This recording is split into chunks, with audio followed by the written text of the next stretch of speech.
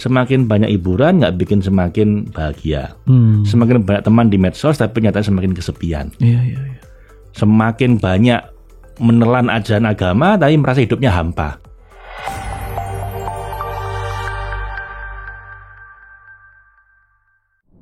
Saya jadi ingat Pak kalimat pertama dari Syam Tabriz, gurunya Rumi, bagaimana cara kita memandang Tuhan, memandang Allah itu menentukan suasana batin kita dan banyak hal dalam hidup gitu Pak. Iya benar. Itu ajaran pertamanya Syam Tabrizi pada Rumi ya, Maulana Rumi yang terkenal mengajarkan divine love ini. Yaitu berawal dari bagaimana kita memandang Tuhan, memandang mata batin kita ya. Kita mempersepsi Tuhan sebagai Tuhan yang seperti apa? Yang maha galak atau maha ngasih uang atau maha cinta gitu kan. Tiga-tiganya benar. Tapi itu akan mempengaruhi seluruh sendi kehidupan kita. Kalau kita memandang Tuhan itu maha maha kerasnya yang kita ingat-ingat, maha sadidul iqab, itu benar. Tapi nuansa batin kita jadi serba takut. Which is nggak salah juga. Cocok untuk orang yang baru bertobat kan gitu. Untuk supaya dia stay di tobatnya gitu. Tapi harus update terus, kayak gitu nanti suasana batinnya jadi kayak orang depresi. Harus upgrade jadi suasana penuh harap, optimisme, jadi mulai bahagia, mulai joyful, sampai nanti ini pun harus kita lampaui sehingga masuk ke zona cinta. Kalau dalam zona cinta semua jadi indah, bahkan yang nampaknya penderitaan pun jadi bisa dinikmati. Orang lihatnya menderita, tapi yang menjalanin menikmati Pak. Loh iya, Nabi Ayub itu kan kayaknya menderita banget. Beliau bilang alhamdulillah saya seneng kok. Nabi Isa itu kan miskin sepanjang hidupnya. Ya beliau bahagia. Nabi Muhammad pernah 3 hari nggak makan, bahagia. Hampir semua nabi dan semua nabi orang suci, para wali itu kayak gitu. Nampaknya menderita, kelihatannya menderita. Padahal mereka bahagia. Padahal mereka la khaufun alaihim wa lahum yahzanun. Udah melampaui penderitaan, udah nggak ada lagi penderitaan bagi mereka. Kenapa? Ya karena dia menjalani dengan cinta. Masya Allah. Dengan cinta itu jadi nggak ada lagi penderitaan, nggak ada lagi kenikmatan lebih tinggi selain itu. Nah, masalahnya tinggal bagaimana masuk zona ini. Lah itu perlu bahasan berkali-kali. Iya. Dan itu akan mengantarkan kita pada puncak makta. Meaningful life is a spiritual life. And the ultimate spirituality is love. Loving God. Karena kalau kita udah loving God itu Mas, loving God itu bisa Anda artikan 2. Loving God itu ada bentuk gerund dalam bahasa Inggris ya. Artinya apa? Tuhan yang maha mencintai. Atau dalam bentuk kata kerja, loving God, kita mencintai Tuhan. Nah, kabar baiknya kalau kita mencintai Tuhan itu selalu sifatnya reciprocal. Kalau dengan manusia kita bisa bertepuk sebelah tangan. Dengan Tuhan nggak mungkin. Fazkuruni azkurkum. Hamba ingat kepada Allah, Allah ingat kepada kita, gitu Pak ya. Karena kalau Tuhan nggak cinta kita nggak akan dikasih cinta sama Tuhan. Nggak ada rasanya itu di hati kita. Jadi kabar baiknya itu begitu. Jadi loving God itu artinya Tuhan yang maha mencintai kita atau kita sedang mencintai Tuhan. Dan kalau itu udah terjadi Mas, nanti semua alam ini jadi penuh dengan keindahan. Karena kita udah mencintai yang menciptakan, kita jadi senang dengan semua karyanya gitu kan.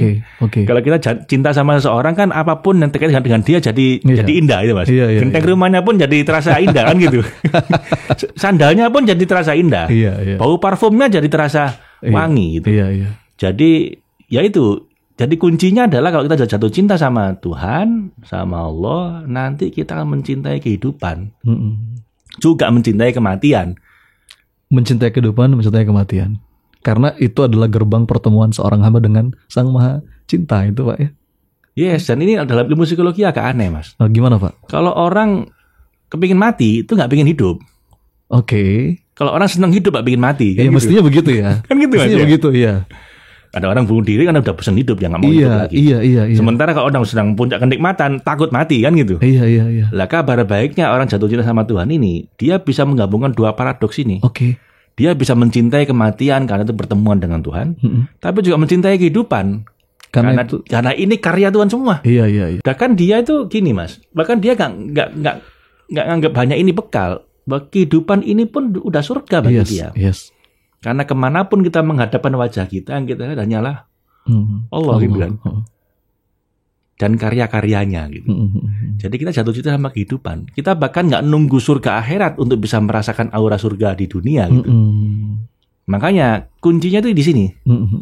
Sebenarnya yang paling susah itu kan mencari kuncinya, Mas. Zaman belajar spiritualitas itu kan ribuan kitab, ribuan metode, banyak cara, ritualnya juga banyak. Tapi kok sama nggak menemukan inti dari semua itu, sama jadi mondar-mandir kemana-mana. Bingung. Jadi kita harus menemukan kesederhanaan di tengah kerumitan. Simplicity is the ultimate sophistication. Iya tuh, Mas. Nah, kalau kita menjelajahi semua karya-karya spiritual, ajaran-ajaran agama, ritual-ritual yang kita lakukan dari mulai puasa, haji, umroh, zakat, sholat, ini kalau orang-orang Islam ya. Pada akhirnya semua ini hanya untuk mengantarkan kita pada akhirnya mengenal Tuhan. Dan tidak ada orang mengenal Tuhan nggak jatuh cinta. Yang orang ma'rifat itu pasti mahabbah nanti. Kalau belum kena mahabbah berarti belum ma'rifat. Kan gitu. Kan gini, zaman kalau ketemu sama orang, kalau orang cantik banget itu nggak ada orang nggak lihat dia pasti seneng gitu loh. Iya. Lah ini kan manusia, apalagi Tuhan. Jadi kita harus sampai ke situ. Jangan sampai cuma ritual. Ritual ini penting, jangan ditinggalkan ya. Jangan anggap kemudian saya ini udah ibadah batin, nggak perlu sholat gitu. Saya nggak sepakat dengan itu ya. Nabi pun masih sholat gitu loh masalahnya. Jadi kita harus sampai ke sana, Mas. Dan kalau udah menemukan cinta ini, nanti ibadah sesederhana, bernafas Allah itu jadi penuh keindahan. Masya Allah. Anda nggak harus nunggu umroh untuk bisa menikmati semua keindahan yang Anda bayangkan ketika orang umroh ya. Anda duduk di tempat sajadah Anda itu, indahnya udah kayak orang umroh gitu. Dan itu loh makna ya. Itu hanya terjadi kalau kita bisa jatuh cinta sama Tuhan. Lah ini butuh proses, Mas. Ini butuh mengasah. Semoga nanti di sesi-sesi kita berikutnya kita akan kupas, kita bahas, kita latih ya. Ini kan baru pembukaan, Mas. Pemanasan kita. Tapi intinya spiritual adalah cinta, loving God gitu. Intinya ke sana. Meaningful life is a spiritual life, dan puncaknya spiritual itu adalah cinta. Loving God. The ultimate spirituality is love. Maka jika kita ingin mengembangkan diri kita dalam dimensi spiritual, kita perlu perhatikan hal itu, Pak ya. Perlu perhatikan adakah cinta di hati kita. Jadikan itu true north Anda. Jadikan itu itu ujung kompas Anda.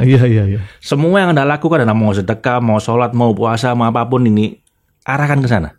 Niatkan ke sana. Nanti kita akan ketarik sendiri.